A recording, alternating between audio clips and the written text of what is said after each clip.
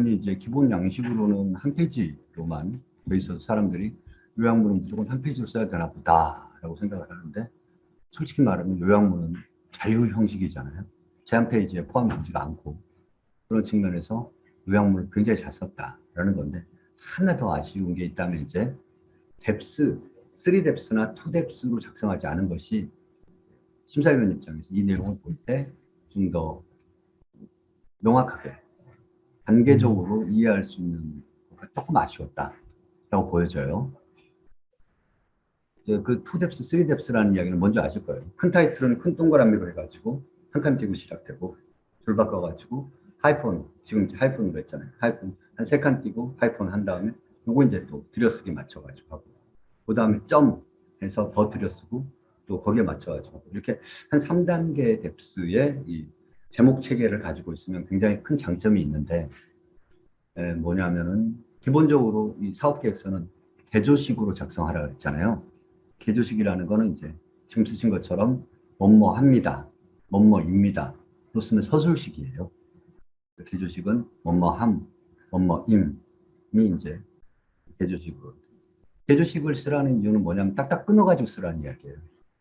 딱딱 끊어서 쓰는 것이 그냥 말이 딱딱하다, 뭐 문장이 뭐 이래야 된다에 대한 요구사항이 아니고, 사실은 개조식으로 하고, 내용이 조금이라도 바뀌면 줄을 바꿔가지고 다시 점 찍고 또 한 줄이든 두 줄이든 쓰고, 내용이 조금 바뀌면 개조식으로 또 줄 바꿔가지고 점 찍어라 라는 이야기예요.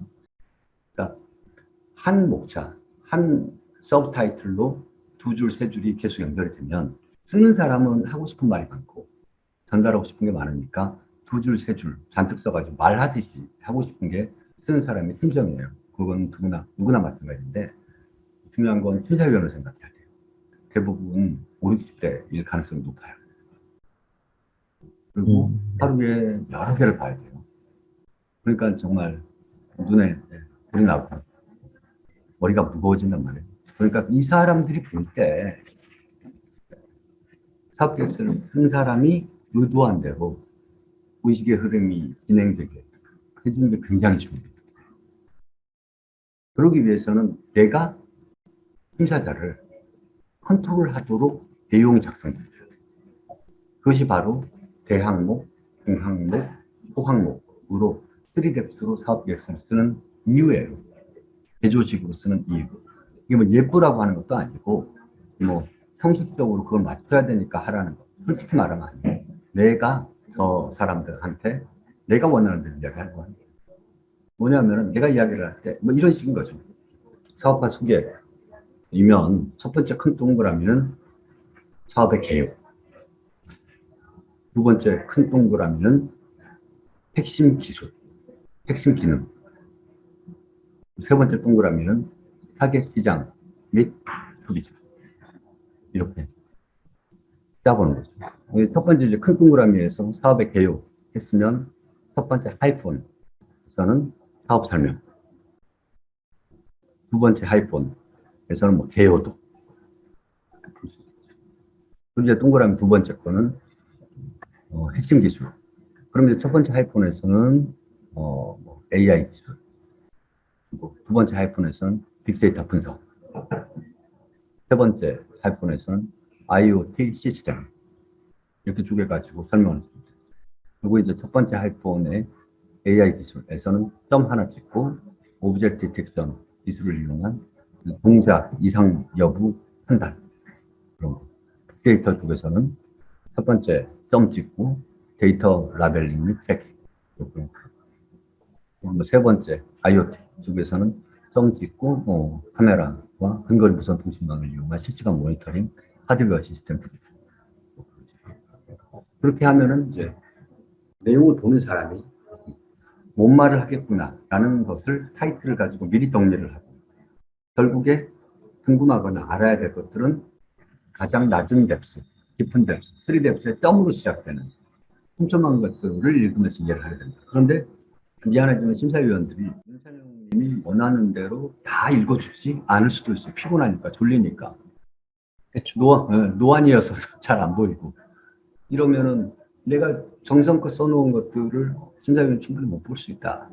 그러니까 최악의 경우 큰 동그라미 그리고 그 다음 하이펀으로 써놓은 메인 타이틀, 서브 타이틀만 읽고 지나갈 수 있다.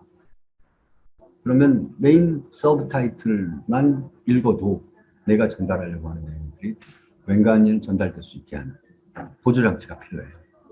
내가 아무리 써놔도 안 읽고 지나가거나 놓쳐버리면 끝이니까. 그런 부분 때문에 이제 3D 꼭 제가 보내드리고요.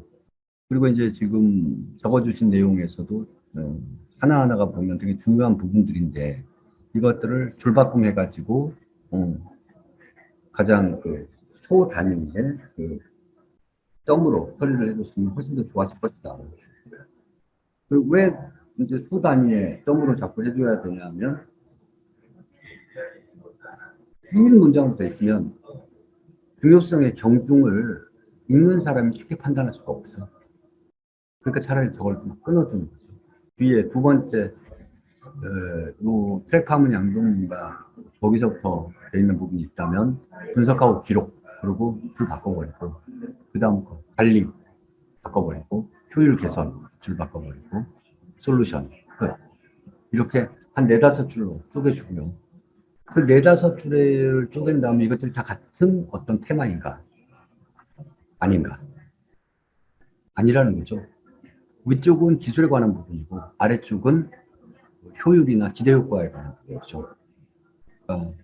윗부분은 핵심 기술 이런 식으로 해가지고 쓰고 아래쪽은 기대 효과 이런 걸 쓸 수 있는 타이틀이다 라고 보여집니다. 분명한 거는 이 내용들은 주옥 같은데 그것을 3딥스로 풀어가지고 제조식으로 끊고 줄바꿈 해가지고 처리해 줬으면 훨씬 더 좋았을 것이다. 그 다음에 이제 사업화 과제의 차별성에 대해서 말씀드릴게요. 이제 창업진흥원에서 요청하는 차별성은 뭘 적으라는 이야기냐면 거기에 이제 사업 진행 단계, 추진 단계를 적으시오라고 돼 있잖아요. 그런데 타이틀은 뭐예요? 차별성이에요. 그러니까 차별성을 먼저 이야기를 하고 그리고 너는 지금까지 무엇을 해왔느냐를 얘기하라는 이야기예요. 그러니까 큰 꼭지로 보면 차별성이 먼저 한 꼭지가 있어야 되고 두 번째는 내가 지금까지 진행해온 내용을 적는 거예요. 그러면 이제 여기서 또 꼭지가 나오죠. 차별성이라는 거를 설명을 하려면 내가 속해 있는 산업이 어떤 산업인지를 명확하게 지정을 해줘야지 나랑 비교할 대상을 부를 수가 있어요. 그러니까 앞단에는 내가 속한 산업에 대한 개념 정의가 필요해요. 그리고 그 산업군에 속해 있는 나의 경쟁자, 선행사업자를 먼저 적어주는 게 필요해요. 그 다음에는 비교표가 되어야죠. 모든 사업계획서, 이제 이거 창업진흥원뿐만 아니라 나중에 대림쪽이라든지 나중에 또 농림수산부라든지 기업, 강원도라든지 경기도에 연구개발과정을 하더라도 제일 중요한 중에 하나가 그리고 이제 IR을 해가지고 투자를 받는 것도 마찬가지예요. 되게 차별성을 중요하게 생각해요. 근데 차별성을 이야기하기 위해서는 제일 중요한 게 뭐냐면 내가 어디에 속해 있으면 거기에서 나랑 경쟁할 제품이나 서비스는 무엇인가를 먼저 정해줘야 돼요. 그걸 정하는 데 실패하면 비교, 차별성이라는 게 다 무의미해져. 근데 사람들이 가장 쉽게 흔히 범하기 쉬운 오류가 뭐냐면 나는 이런 분야를 최초로 선보이기 때문에 내 경쟁자는 없다. 차별성을 비교할 만한 상대가 없다. 나는 세계 최고고 최초다. 라고 이야기하는 게 가장 큰 오류예요. 그럴 경우에는 나는 이걸 처음 한다고 생각하지만 그런 분도 소비자들은 이미 돈을 쓰고 있었을 것이다. 그렇다면 그 사람들은 내가 등장하기 전에 누구한테 돈을 쓰고 있었을까를 생각합니다. 단적인 사례로 만약에 스티브 잡스가 초창기를 낸다고 생각해요. 아이폰을 만들어가지고.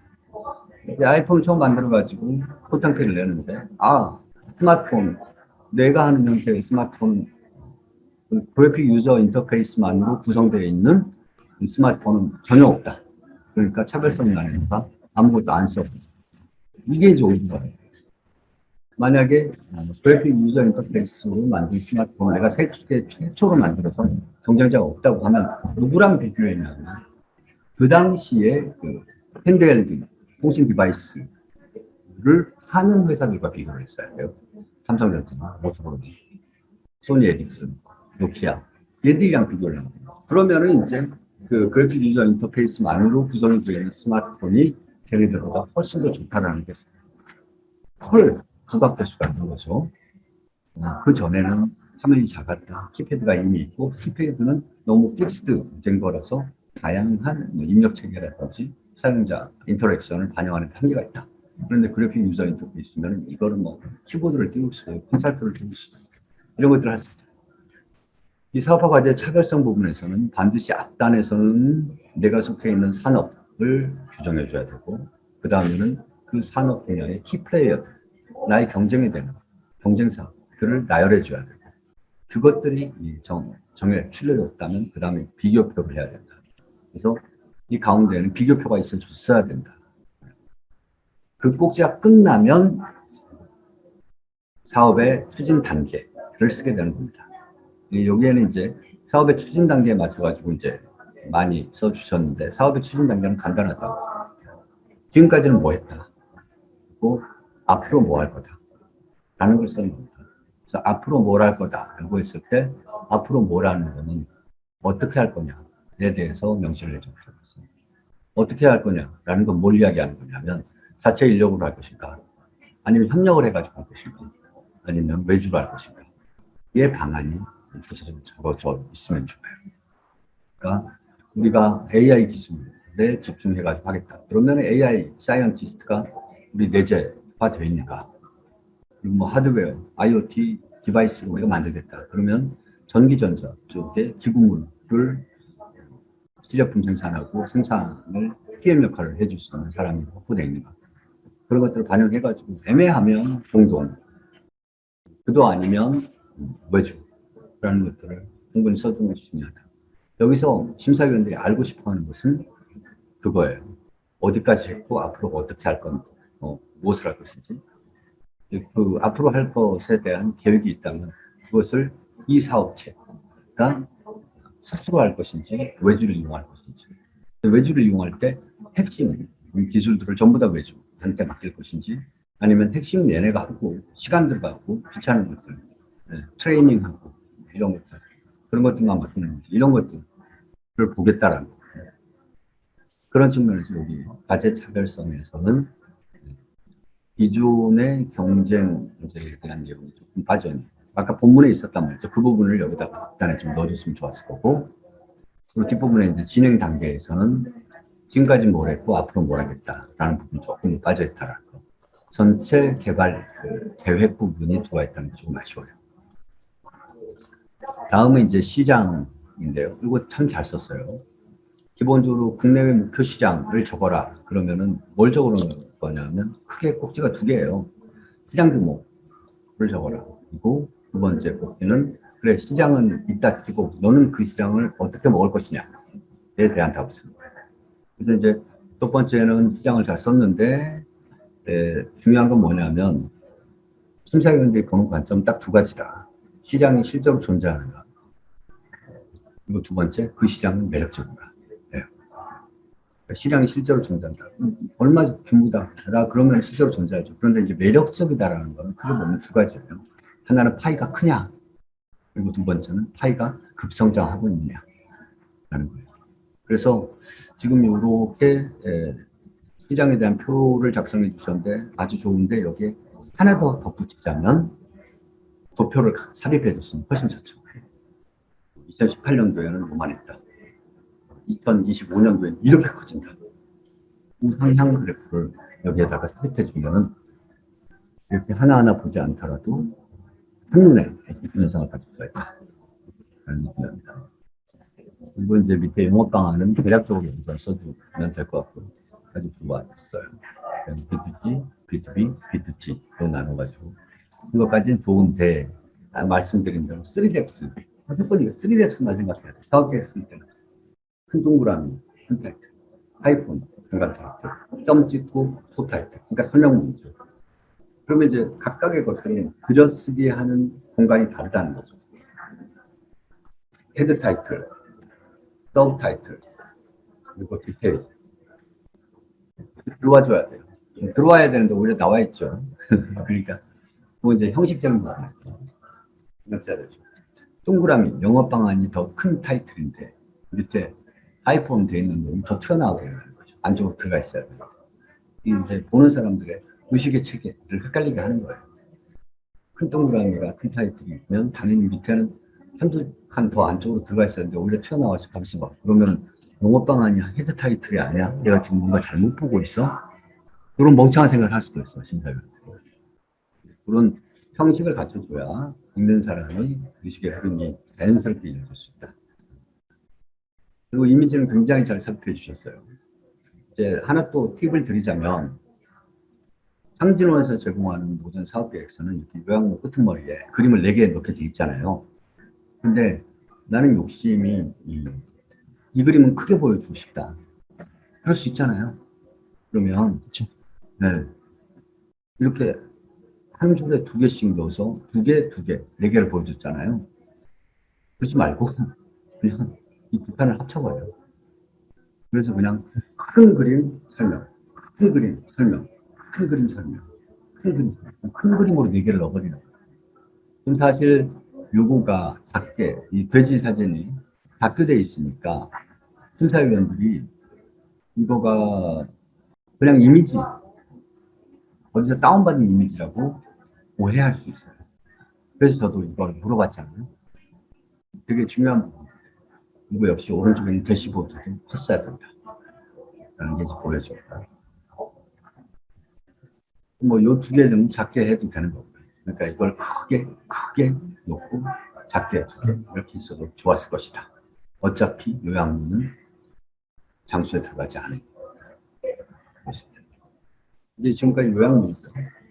이제 그런 본문 문제 작성하는 내용들을 한번 얘기를 해보죠. 먼저 문제 인식에 관한 내용입니다. 개발 동기는 작성을 굉장히 잘 해주셨어요. 1, 2, 3로 해가지고 3뎁스는 아니지만 뭐 1-2를 1뎁스라고 본다면 3뎁스의 형태를 가지고 있는데 덜하면 또 요거를 큰 꼭지로 몇 가지로 나눴을 것 같아요. 전략을 바로 얘기하는 것보다 왜 개발하게 됐나 그러면 설명할 것. 양돈 농가에 대해서 잘 모르실 수 있으니까.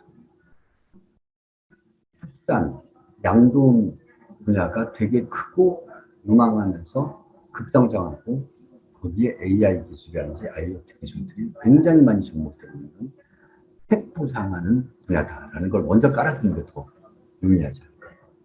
그걸 깔아야 그 다음에 큰데 양돈 농가가 하면서 얘기를 하면 문제가 되는 부분을 설명할 수가 있는 거죠. 그래서 제가 느끼기에는 문제인지 프로블럼은 3가지의 구성 요소로 구성되는 가장 이상적입니다. 첫 번째는 산업 현황, 두 번째는 그 산업의 문제점 분석, 세 번째는 그 문제점에 대한 기존의 해결 방안까지 얘기하는 것이 개발 동기에 들어가죠. 그러니까 산업 현황, 그러니까 산업 크고 성장하고 있고 AI 기술에 대한 기술이 있다. 근데 문제점은 근데 들어가 보면 양돈 농가는 고용도 어렵고 고용 확보가 어렵고 그리고 양돈 자체가 폐사율하고 생산성에 문제가 있고 관리에도 어려움이 있다. 지금 이 써놓은 빨간색의 3개의 메인 타이틀이 문제인, 그러니까 문제점 부분에 서브 타이틀로 3개가 들어갔을 좋은 것이다. 그리고 그 서브 타이틀에 이제 디테일로 이 밑에 있는 하이픈으로 되어 있는 것들이 점으로 해가지고 2-3줄씩 나열해줘. 이렇게 2개만 해버리면 안 돼요. 산업 현황이 좋고 그리고 문제점이 있는데 그러면 딴 사람들은 바보냐? 딴 사람들은 뭘 하고 있을 거 아니에요. 남들은 이런 문제를 어떻게 해결하고 있다라는 얘기까지 풀어줘야 돼요. 그리고 이제 뭘로 맞추냐. 그렇게 남들은 그 문제를 풀기 위해서 그런 노력을 하고 있는데 여전히 해소되지 않는 부분들이 있다. 예를 들면 비싸다. 뭐 오래 걸린다. 매일 모니터링이 되지 않고 이길 모니터링이 된다. 뭐 이런 거라든지. 이런 것들까지 문제인수 중에 1번 개발 동기에서 먼저 풀어주는 거예요. 그 다음에 필요성 부분은 뭐냐면 필요성은 앞에 사람들의 문제점들을 다 까발려 놨으니까 그래서 내 거가 필요하다라는 이야기예요. 이거는 또 엄밀히 말하면 두 개 꼭지로 또 나눠질 수가 있어요. 첫 번째 꼭지는 내가 제안하고자 하는 혁신적 해결 방안. 기존의 현행 사례들이 제공하고 있는 해결 방안에 문제가 있다라고 각복지에서 지적을 했다는 겁니다. 그러면 이제 이 제품 서비스의 목적, 필요성의 첫 번째 꼭지에서는 걔네들은 그렇게 하니까 문제가 있는 거죠. 나는 다른 접근 방법을 라는 걸로 혁신적 해결 방안 아니면 본 사업의 해결 방안, 본 사업의 혁신적 해결 방안을 첫 번째 꼭지로 해주고 그 다음에 기대 효과 같은 것을 찾는 것 같아요. 모든 설득의 과정은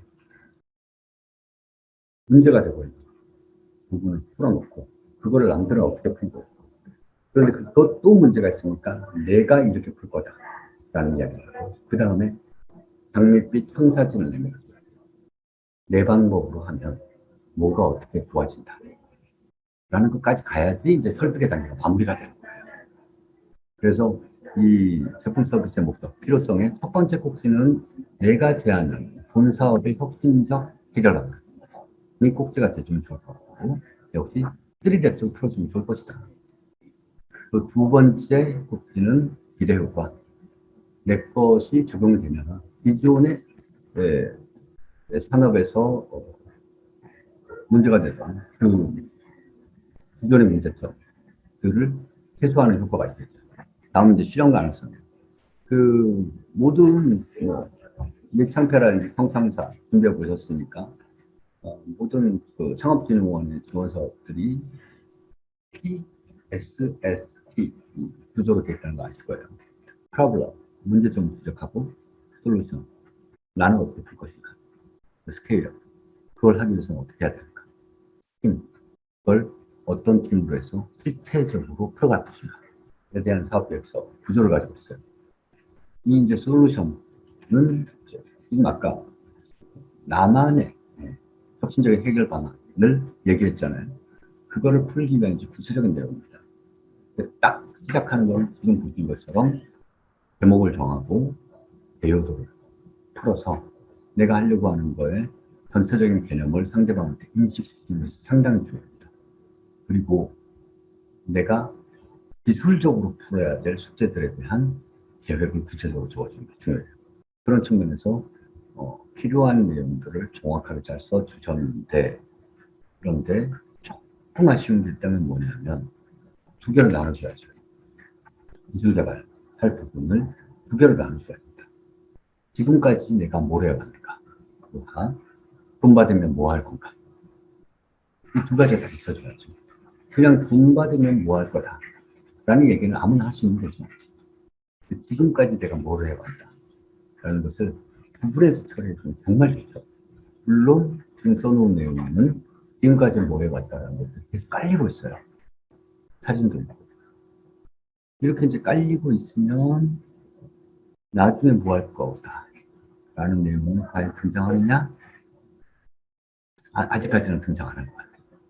근데 요 표 위에, 사업 추진 일정 표 위에 앞으로 뭐 할 거다라는 내용이 들어갔어요. 그래야지 이 표가 의미를 가지니까.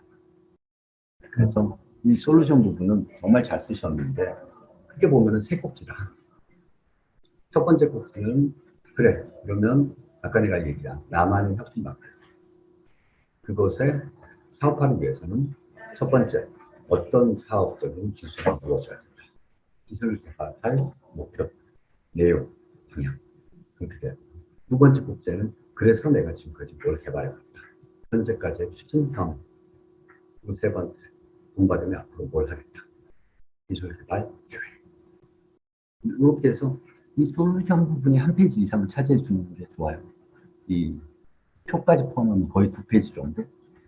이 전체 사업 계획서에서 제일 중요한 부분이니까 페이지 이상을 차지해도 상관이 없습니다. 솔루션 부분이 되게 중요한 부분이다. 그리고 이제 2-2의 고객 요구사항에 대한 대응 방안에 경쟁사 분석을 넣은 건 굉장히 잘했고요. 다만 일교표를 얻기 위해서는 항상 전제되어야 되는데 내가 속한 산업군이 무엇인지 분석하고 그 산업군에서 활동하고 있는 다른 키 플레이어들, 그리고 나의 경쟁 상대는 누구인가를 나열해 줘야 경쟁사 분석이 유용해지는 거죠. 그냥 갑자기 들이밀면 좀 그렇고. 그래서 이 경쟁사 분석 바로 앞에 간단하게 산업 분석, 키플레이어, 나열, 그 다음에 경쟁자 분석을 들어야 된다. 즉, 경쟁사 분석이 메인 타이틀이면 안 되고 서브 타이틀이어야 된다. 서브 타이틀로 첫 번째는 산업 현황, 두 번째는 기존 사업체 현황, 세 번째 경쟁사 분석. 이렇게 떨어져 있다는 거예요. 중요한 거는 서비스명도 중요하지만 회사가 더 중요하죠. 그러니까 첫 번째 서비스명을 적었다면 그 다음에는 회사명이 적혀줘야 되고, 그리고 알아보든 못 알아보든 한 칸 정도 만들어서 이미지를 넣을 수 있는 꼭 하는 게 좋아요. 하다못해 로고를 넣든지 아니면 걔네들의 뭐라도 그러면은 한눈에 보면서 그냥 금방 이해할 수 있잖아요. 말로만 있는 거. 그 다음에 이제 표를 써주고, 표를 써주더라도 심사위원들은 이것의 의미를 혹은 이것의 가치를 못 알아볼 수 있어요. 그렇기 때문에 아래에 이렇게 설명해 주는 작업은 굉장히 중요하다. 표만으로 떼어버리면 안 된다. 표를 설명해 주는 게 중요한데 역시 똑같은 말씀 드릴게요. 설명을 할 때는 내가 혼자서 말하듯이 써면은 그게 제일 좋은데 그건 책에서 하는 이야기고, 사업계획서에는 내가 의도한 대로 저 사람 따라오지 않는다. 왜? 저 사람들은 돈 내고 책을 사는 소비자하고는 다르니까. 그 사람들은 돈 받고 와 있는 사람들이거든요. 그러니까 내가 어떻게 떠먹여줘야 돼. 그러니까 떠먹여준다라는 거는 아까 말씀드렸지만 내가 저 사람 가장 내가 원하는 대로 젖어들게. 저 사람은 오지 않아요. 저 사람 가만히 앉아있고 내가 떠먹여줘야 돼요. 다 써놨는데 왜 못 알아보냐 라고 하면 안 되고, 저 사람 가만히 있는데 내가 알아듣게 쑤셔 넣어줘야 돼. 그런 측면에서 나열형으로 길게 써주는 것은 상당히 불리하다. 너무 좋은 내용이지만 그것이 충분히 전달되지 않는다. 꼭 뎁스를 2개라도 나눠가지고 서브타이틀, 내용 3줄 내주고, 서브타이틀, 내용 2줄 3줄, 이런 식으로 꼭지만 보고 지나가더라도 먼저 알게 해줘야 된다는 거죠. 이제 다음으로 넘어와서 성장 전략입니다. 성장 전략은 말은 이제 스케일업이라고 되는데 사실은 이제 사업비 사용 계획이에요. 그러니까 뭐 주저리 길게 쓰는 것이 사실상 무의미합니다. 여기 뭐만 들어가면 되냐 하면은 첫 번째 1억 원을 받고 그리고 4,300만 원은 인간 부담하겠다. 4,300만 원 중에서 1,400만 원은 내고 2,800만 원은 선물 대체하겠다. 끝. 그리고 표. 끝. 왜냐하면 10페이지 내에 다 때려박아야 되는데 여기에서 주저리 얘기가 들어가면 딴 데가 공간이 줄어든다. 그리고 이제 실수하지 말아야 되는 부분이 R&D 같은 경우는 컴퓨터 같은 거 사는 거 싫어하니까 안 넣는 게 좋고, 창업진흥원 사업 같은 경우에는 컴퓨터 사는 거에 대해서 별다른 거부감이 없기 때문에 컴퓨터 넣는 것도 아무나 좋고, 그런데 인건비 중에서 대표이사는 현물 처리하는 것이 좋고 직원들은 현금 받은 돈에서 집행하는 것이 좋다. 그런 부분들을 잘 반영해서 진행이 좋습니다. 그리고 이제 그 외에 돈이 막 더 들어갈 것 같다 이런 이야기들은 굳이 이 사업 계획서에는 할 필요가 없어요. 투자를 받겠다, 융자를 받겠다 이런 이야기를 할 필요가 없고요. 그 다음 이제 시장 진입 및 성과 창출 전략인데요. 이거는 크게 보면 수요처, 구매처 확보 방안하고 마케팅 계획을 정하라는 얘기예요. 그래서 큰 틀에서 로드맵으로 먼저 깔아준 건 굉장히 좋은데 그 다음이 이제 시장 현황을 써준 것도 좋아요. 그런데 어떻게 그러면 소비자들을 뽑을 것이냐, 그러니까 확보할 것이냐를 써줘야 되는데 엄밀히 말하면 이 서비스는 B2C의 사업이긴 한데 B2C한테 일일이 영업을 할 수도 있고 이 C들을 컨트롤하거나 C들의 이해 집단인 스몰 B가 또 있을 거란 말이죠. 그것을 상대로 하는 B2B가 이루어질 수도 있잖아요. 단위 축협하고 된다든지 아니면 그 농가에 고기를 받아서 유통하는 사람들 이라든지 아니면 또 농가 쪽, 농업 SI 업체들이 있으니까 걔들하고 붙어서 할 수도 있고 엄밀히 말하면 B2C 전략과 B2B 전략이 혼재하는 부분이라고 보여진단 말이에요. 거기다가 이제 B2G로 해가지고 지역별 시범 사업 같은 것도 따낼 수 있는 거고요. 그런 걸 고려한다면은 이제 역시 수요처 확보 방안이 세 꼭지가 다 나와주는 거예요. 그런 부분들을 해야 되는데 여기에는 지금 전에 했던 베타 테스트 내용이 나왔고 앞으로 하겠다는 계획이 없죠. 그러니까 이 사업은 보통 다른 뭐 플랫폼이라든지 커머스라든지 B2C 사업일 경우에는 고객, 커스터머를 확보하기 위한 전략, 마케팅 전략이 주가 돼요. 그런데 지금 이 사업 같은 경우는 그 마케팅 전략은 세 번째 꼭지가 될 수밖에 없어요. 첫 번째 꼭지는 B2B 확보 전략이 돼야 돼요.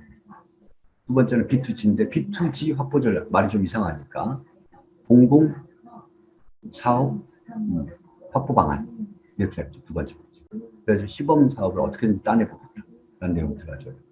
세 번째 꼭지가 이제 농가하고 직접 컨택해가지고 수요자로 받아들이는 거. 그런 것들에는 이제 우리가 일반적으로 알고 있는 마케팅 내용들 들어가줘야겠죠. 온라인 뭐 광고를 하겠다, 추가 광고를 하겠다, 유튜브나 페이스북이나 인스타그램을 통해가지고 콘텐츠 광고를 하겠다. 그리고 뭐 그 사람들이 많이 보는 농가 잡지라든지 이런 데에다 광고를 때리겠다. 이런 것들이 들어가줘야죠. 그 부분이 안 들어가 있다는 거죠. 맞습니다. 그렇게 마케팅 추진 계획, 수요처 확보 방안 이 나와야 내수시장 진출 실적이란 말을 할 수가 있어요. 그냥 내수시장 진출을 쓰는 것은 그 앞단에 내가 앞으로 어떻게 고객들을 확보해내겠다 라는 계획이 들어와줘야 된다는 거죠. 그 다음에 이제 해외시장 진출 방안을 잘 써주셨어요. 크게 보면 세 가지 방안이 들어가야 돼요. 첫 번째는 해외시장은 현황이 어떻다. 두 번째는 나는 어떻게 진출하겠다. 그리고 세 번째는 그 진출 중에서 내 힘만으로 안 되니까 지금 지원 사업 냈잖아요. 각종 지원 사업들을 잘 활용하겠다. 라는 세 가지 꼭지로 만들어지면 좋습니다. 그래서 시장 현황이라는 내용을 잘 써주셨고, 그리고 글로벌 시장 진출 방안 잘 써주셨는데, 하나가 빠졌죠. 내 힘으로 다 할 수는 없잖아요. 힙스 글로벌 스타트업 어쩌고저쩌고, 중진공 해외 전주에 참가 지원 어쩌고저쩌고, 그것도 있잖아요. AT 센터 있잖아요. AT 센터에서 운영하는 글로벌 강남에 어쩌고저쩌고. 이런 내용들을 써가지고 내 힘만으로 지금 부족한 것들은 본격적인 지원 사업을 잘 활용하겠다라는 내용을. 어쨌든 사업 계획서를 내는 게 정부에서 지원해주는 사업에다 내가 내는 거니까 정책적인 부분을 잘 활용하겠다라는 것을 써주는 것이 굉장히 중요하죠. 그 다음에 이제 글로벌 관련한 인프라들을 적혀져 있습니다. 없더라도 수출 분야 핵심 인력은 한 명 갖다 붙이면 누구든 한 명 좋을만 하거든요. 하다못해 워킹 홀리데이 1년 갔다 왔으면 그 사람 그냥 넣어버리면 되는 거예요. 빠뜨리면 절대 안 돼요. 그리고 이제 팀 구성에 굉장히 잘하셨어요. 이건 제가 굉장히 강조하는 건데 대표자의 이력을 넣고 이력만으로 했을 때는 피부에 와닿지 않는다는 거예요. 사진 한 방 이력서보다 훨씬 강력한 경우가 있다. 그런데 기왕에 보세요. 윤 대표님 지금 써놓은 거 보면 요 사진 좌측 우측이 비어있죠. 그 자리에 경진대회에서 상 탔을 때 상패 들고 있는 사진 하나 찍거나 그리고 농업 관련된 전시회 가가지고 보스에서 설명하고 있는 사진이 들어가거나 아니면 저 연구 랩에서 막 스터디하고 있을 때 혹은 발표하고 있을 때 친구가 폰카로 찍어주는 사진을 넣었다면 기가 막히겠죠. 상 받는 장면, 돼지 우리에 있는 사진, 그리고 스터디 발표하는 사진. 세 개가 연결이 되면 이 가운데 있는 연구 이력 같은 건 대충만 보더라도 사진으로 다 끝나버리죠. 이왕에 한 줄 다 차지한 거, 이왕이면 세 장 깔라는 거죠, 세 장. 내 강점을 강조할 수 있는 이미지를. 상 받는 거, 상패 들고 있는 거, 상금 100만 원, 이렇게 써져 있는 거 옆에 깔아버려서 게임 끝나는 거죠. 그리고 이제 뭐 재직이라든지 고용 같은 경우도 잘 쓰셨어요. 뭐냐면 직원 현황이라는 거를 사람들이 이제 되게 보수적으로 적을 수가 있어요. 우리 지금 사대보험 맑게 있는 사람 별로 없는데, 그리고 비워놔버린 거예요. 비워놓으면 절대 안 된다. 그냥 돈 받으면 채용할 수 있는 사람도 그냥 넣어라. 지금 이것처럼. 채용 예정. 그러면은 밑에 추가 인력 고용 계획에는 뭐가 들어가야 되느냐. 내가 이름도 모르고 누가 될지 모르는 사람만 여기다 쓰는 거예요. 이름 아는 사람은 위에다 씁니다. 잘 썼습니다. 그리고 업무 파트너 현황도 잘 썼어요. 무조건 많아야 돼요. 무조건 많아야 돼. 분야별. 그리고 기술 보호 노력도 어쨌든 잘했습니다. 근데 이제 여기에는 특허에 대한 내용만 있는 거고요. 조금 더 대항목, 중항목, 소항목으로 나누자면 이 기술 보호 노력은 뭐냐면 기술 기껏 개발했는데 남들이 따라하면 어떡하냐. 그래서 이제 특허를 확보했다. 좋아요. 그러면 앞으로 내가 개발되는 나만의 기술적인 차별성 어떻게 보호할 거냐. 특허, 기술 인지, 그리고 저작권 이런 것들을 활용하는 내용이 들어가줘야 돼요. 기술을 보호한다고 치고 인력은 어떻게 할 거냐. 내가 좋은 사람들 잘 확보해가지고 우리 회사, 우리 서비스의 노하우를 다 알고 있는데 회사해가지고 한국 특산농 데이터에 들어가 버렸다. 그럼 끝나는 거죠. 그럼 인력 유출 방지 대책에 대한 내용을 넣어야 되고 그리고 연구 개발을 해가지고 우리 데이터들이 전부 다 우리 거 서버라든지 클라우드에 있는데 USB에 다운받아가지고 축산 데이터를 팔아버려요. 그러면 한 방에 끝나죠. 데이터 관리 방안 같은 것도 그래가지고 좋겠죠. 그리고 이제 사회적 가치 실천이라든지 기업 특화에 관한 가이드를 넣어줬습니다. 여기까지가 이제